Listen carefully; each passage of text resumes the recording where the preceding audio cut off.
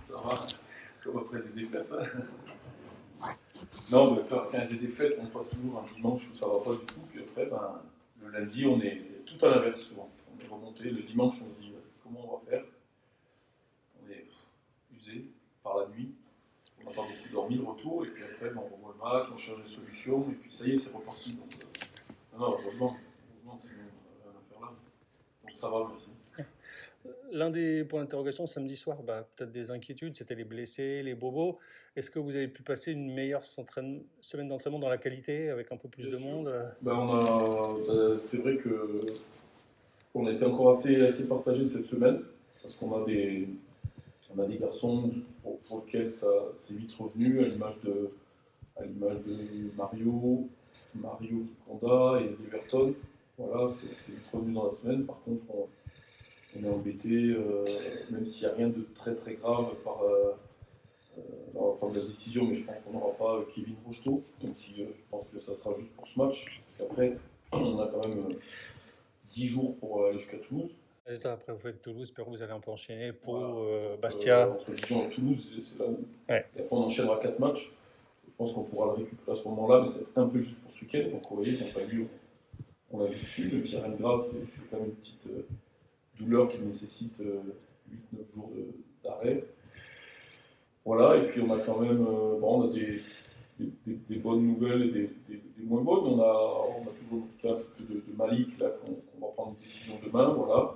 Il n'y a rien de grave, mais bon, dans les sensations du joueur, c'est important aussi, donc il ne faut pas trop annoncer. On a travaillé surtout sur l'aspect offensif, voilà, Kevin. On a la bonne nouvelle, c'est qu'on aura au moins dans le groupe, maintenant, il a fait une bonne semaine Adama, qui est un joueur important pour nous, mais on verra un peu au niveau. Avec eux, c'est au niveau. Bon, il y a eu la blessure, il a plus mal, mais il y a aussi l'aspect cardio quand vous avez arrêté un mois. Ouais, c'est clair. Joueurs, donc voilà, c'est plus sur le secteur offensif où c'est vrai qu'on a un peu plus bricolé, mais bon, on va pas se chercher d'excuses. On a quand même bien travaillé, notamment aussi ce que j'avais vu à Nancy, où c'est pas de nous, mais on a quand même toujours un bloc équipe assez consistant. Et là, j'ai pas trop aimé comment ce bloc s'est déformé, un peu indiscipliné. Donc là, quand même, on a pu travailler sur ces axes-là cette semaine. Malgré, voilà, offensivement, on est un petit peu plus dans l'incertitude. Ouais, après, pour Nico Brunel et Alioune-Ba, là, c'est toujours. Là, c'est. Ça, ouais. C'est toujours bon. Alioune, c'est vraiment. On avance bien, il s'entraîne avec nous, mais de là, vraiment, à faire un match, c'est vraiment une blessure, c'est inflammatoire. Donc il pourrait reprendre, plonger, donc on prend toujours un peu plus de temps. Nico, on est un peu plus embêté, on attend un rendez-vous un peu plus avec la chirurgien. Là aussi, c'est pas du tout, si vous voulez, on a des super médicales et des gens pleins de bonne volonté et tout, mais je vois aussi maintenant qu'on est en Ligue 2, que c'est vraiment le niveau que le train est lancé, on met un peu de temps quand même, souvent aussi, plus que les autres clubs, si vous voulez, dans les délais, d'avoir les rendez-vous, Et ça, c'est tous des petits détails qui changent tout. Qui sont très importants. Vous le disiez déjà un peu, mais c'est vrai que quand on voit les deux calendriers, s'il y a deux calendriers à l'extérieur et à la maison, c'est vrai qu'à la maison, il y a vraiment des coups à faire et on se dit que votre salut passera là, c'est un peu l'idée aussi d'enquiller. Je suis d'accord avec toi, quand même,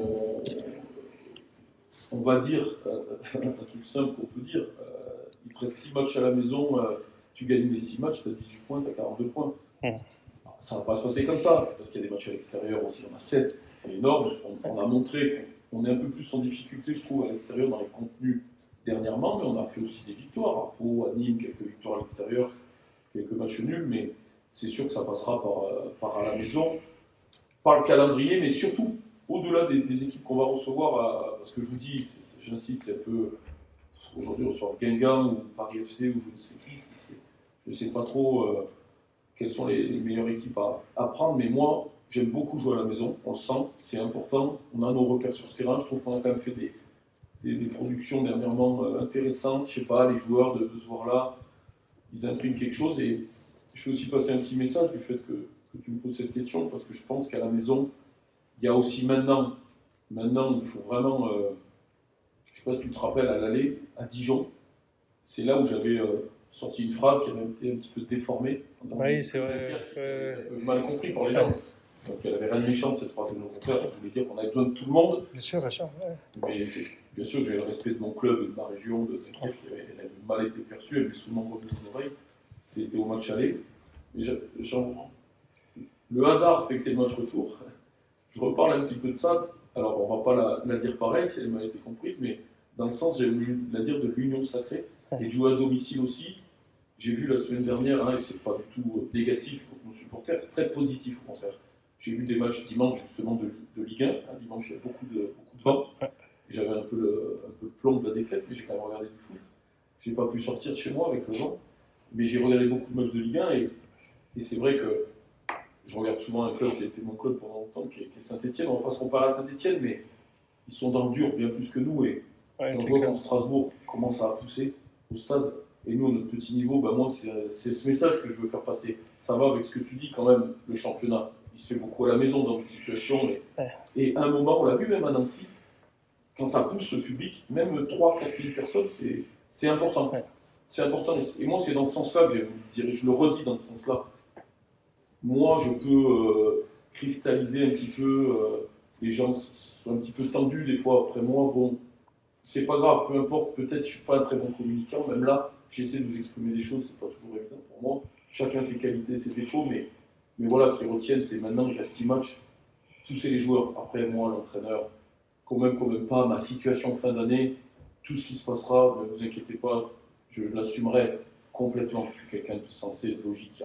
Il n'y a pas de juste, je pense qu'il n'y aura pas de souci. On fera les analyses. Mais pour le moment, j'encourage vraiment mes supporters à remplir ce beau stade parce que, comme tu le dis, les matchs à domicile, quand même, c'est quand même là qu'on sent que l'équipe, elle est quand même avec plus de repères et que ce petit déclic, détail pour le gagner, il peut venir aussi de notre public. Coach, la commission de discipline de la Ligue s'est réunissée hier. Oui. Qu'est-ce que vous pensez de la décision qui a été prise au niveau des prix racistes supposés contre Samuel ? C'est une question d'actualité importante que vous me posez là. Moi déjà, je vais essayer d'être très clair dans ce que je vous dis.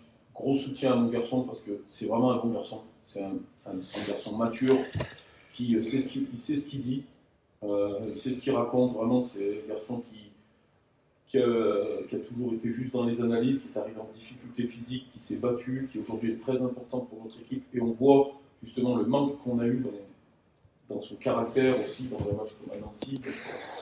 Donc ça nous a pénalisé. Donc gros soutien pour lui parce que c'est vraiment quelqu'un de bien. Et je comprends que ça touche. Moi, je veux dire 2 choses après. Si on parle des sanctions, déjà rien contre Nîmes, parce que c'est compliqué pour les clubs. C'est comme le jet de la bouteille, à un moment, les gens dans les tribunes, au niveau olympique, vont être sanctionnés d'un match avec sursis. Moi, je ne suis pas là pour vous dire qu'il fallait plus de sanctions, moins de sanctions. Rien contre Nîmes, parce que c'est un bon club et qu'ils font comme nous tous, hein, ils font ce qu'ils peuvent. Voilà, c'est la première chose que je veux dire. La deuxième chose que je veux dire, c'est que moi, je fais partie d'une génération un petit peu plus jeune, si vous voulez. Et tous ces trucs-là, ça me choque. Ça me choque que des gens ils parlent comme ça dans les tribunes, comme ça me choque ce que je vois parfois ou ce qu'on me répète sur les réseaux sociaux envers mes joueurs ou envers moi. Il y a des choses qui me choquent énormément.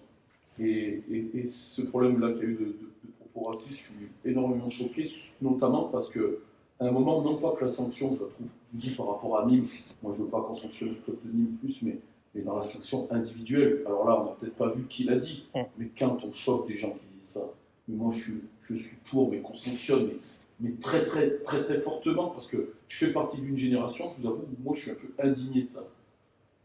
Et ce qui me choque, c'est que nos instances, peut-être, et c'est pas leur faute, des gens qui gouvernent de notre génération, presque limite, ils demandent à Samuel comment ça se fait qu'il n'a pas été plus virulent quand on lui a dit ça. Mais lui, il a déjà pris un carton jaune, qu'on ne lui a pas enlevé, qu'il nous a sanctionné. Vous voulez qu'il fasse quoi? Qu'il prenne même un rouge? Vous voyez, donc à un moment, c'est pas à lui quand même, c'est surtout aux gens, à un moment, mais au-delà du Cala, parce que le Cala, on ne sait pas qui l'a dit. Donc on ne va pas sanctionner Nîmes plus que ça, ils font ce qu'ils peuvent aussi. Comme nous, on fait ce qu'on peut, comme quand il y a le jet d'une bouteille d'eau, les clubs ne peuvent pas tout maîtriser, mais c'est surtout qu'à un moment, les instances se penchent sur des sanctions individuelles, quand on a la chance de choper les gens, et il y aura peut-être d'autres cas, mais terrible, parce que c'est insupportable que ça soit justement banalisé dans les sanctions par finalement, ben, ça en fait un plus, voilà, il y a une tribune avec sursis, bon. Et encore une fois, c'est pas contre le niveau olympique, mais bon, et puis surtout, vous êtes sûr qu'on l'a dit, est-ce qu'on vous l'a bien dit et tout, non, mais attendez, moi c'est là où je suis pas trop intervenu au départ, parce que en plus c'est arrivé à la fin d'un match, donc les gens ils revoient notre histoire un peu de la saison avec Pau, ouais, vous avez changé et tout, donc tout se mélange, je suis pas trop intervenu au début, mais là, je me permets de soutenir, si vous voulez, mon joueur à fond, et de dire, je sais que c'est pas facile pour les instances, c'est pas facile, mais si, à un moment, dans n'importe quel stade, on a la chance de voir qui a dit ça, il faut vraiment taper fort. Pour que ça serve d'exemple et que ça suffise, ces conneries, quoi. Qu'on arrête avec ça. Voilà, moi, ce que je veux, c'est pas qu'on se déchaîne. À l'image aussi de nous, c'est qu'il y ait du monde dans le stade magnifique. Je crois que ce week-end, c'est retour des buvettes, tout ça. On a dit aussi des friteries, vous voyez. Alors voilà, moi, je veux que ça soit aussi une fois par nuit, qu'on mange des frites, qu'on soit à Dunkerque, qu'on rentre dans le stade, qui est 3000, pas 28 000, mais qui est 2 3 000, 2500, un peu plus, et puis qu'on soutienne l'équipe, et qu'il n'y ait pas de racisme, et puis voilà, et puis vous allez voir que tout va bien se passer, que notre équipe va faire un bon match. C'est vraiment ce message que je voulais faire passer un peu aujourd'hui. Et le dernier message, j'en profite pour arriver un peu plus à la première question, c'est que nous, aussi les joueurs, un peu plus d'endurance, à domicile, à l'extérieur, un peu plus d'exigence, parce que, tu vois, Fred, quand même, on gagne, on fait ça, nous, cette année, tu vois, on gagne 2 matchs, on a un coup d'arrêt à Nancy, c'est de l'endurance aussi, tu vois, on dirait qu'on s'accorde un petit peu par moment, on fait une bonne entame, on vient de gagner 2 matchs, puis d'un coup on perd pied, puis hop, ouais, mais bon, c'est pas grave, non, tout est important. Il y a aussi un message, je ne fais pas que défendre mes joueurs, auprès de mes joueurs, d'endurance sur cette fin de saison et d'exigence.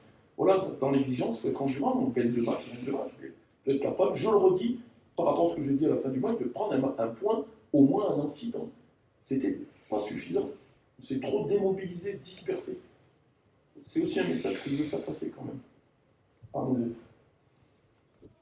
Ouais, salut Jérémy. Déjà, comment tu as trouvé le groupe après Nancy? Est-ce que tu l'as senti touché par cette défaite sur un match qui était important?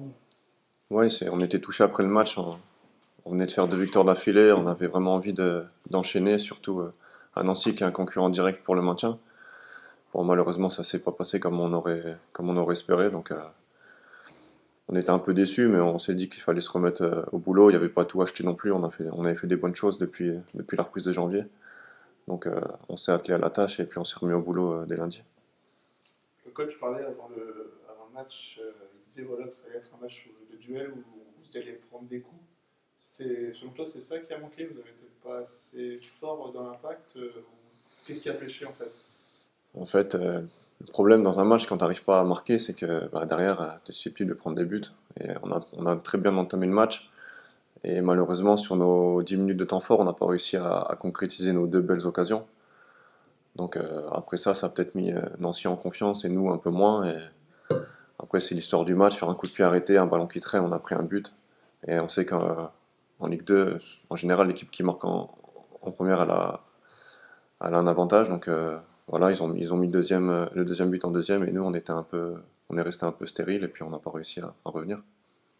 On sentait beaucoup de confiance depuis que tu es revenu. On te sent plutôt bien là, au cœur de la défense. Il y a ce deuxième but où Biron va vraiment trop vite. Est-ce que ça peut déstabiliser même un joueur expérimenté comme toi pour la suite? Non, du tout. Franchement, je suis pas.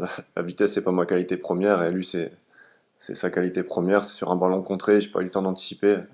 Après, j'essaye de le stopper comme je peux, mais je pense qu'il va vraiment 2 fois plus vite que moi. Donc, non, je n'ai pas de regrets. C'est une action. Fait de match, une action, ça s'est passé comme ça. Ouais. C'est pas un problème pour moi. La semaine dernière, le coach parlait que la semaine de préparation avant Nancy avait été un peu entre guillemets perturbée par les absences, par l'état de forme de certains joueurs. Est-ce que cette semaine, ça a été la suite de la semaine dernière ou elle était meilleure? Non, c'est vrai qu'on dit souvent on joue comme on s'entraîne, donc on a des mecs qui n'ont pas pu s'entraîner correctement la semaine dernière. Après, c'est rare d'avoir un effectif complet qui s'entraîne tout le temps, donc il faut jouer avec ça, le staff il joue avec ça, et puis on fait avec, hein. S'il y a des mecs qui sont pas là, il y en a d'autres qui les remplacent, et puis voilà. Lundi on a démarré la semaine avec le coach qui nous a fait un discours pour qu'on se remette dedans, mais on est dedans, c'est pas un souci, on connaît à Dunkerque ici, hein. C'est pas la première fois qu'on joue le maintien. Et qu'est-ce qu'il a mis en avant dans ce discours? Non, il faut rester soudé, faut pas tout jeter à la poubelle, parce qu'on a fait des belles choses depuis janvier, on a pris des points. je pense que même malgré cet accro subi à Nancy, on est en train de progresser dans le bon sens. Donc il faut continuer à travailler et puis on a 13 finales à jouer, il faut les jouer à fond pour pas avoir de regrets en fin de saison. Avec l'expérience que tu as, c'était pas trop dur au début de reculer, du coup, de plus forcément avoir le même rôle, les mêmes choses à faire sur le terrain. Tu t'es vite adapté à ce nouveau poste? De poste de défenseur? Ouais. Bah, en fait, c'est un poste vraiment que je connais très bien. J'ai joué 5 ans défenseur central en national, donc c'est un poste différent. Je cours. Enfin, c'est moins un travail de fond quand tu cours, mais c'est plus à l'expérience. À la fin du match, t'es plutôt fatigué physiquement quand tu joues au milieu que quand tu joues défenseur, t'es plutôt fatigué mentalement. Parce que c'est vraiment pas les mêmes efforts. Puis derrière, t'essayes de guider tout le monde, c'est différent. Donc non, je suis content de jouer derrière, ouais. Et puis je pense que c'est un poste avec le temps et tout qui va me correspondre de plus en plus.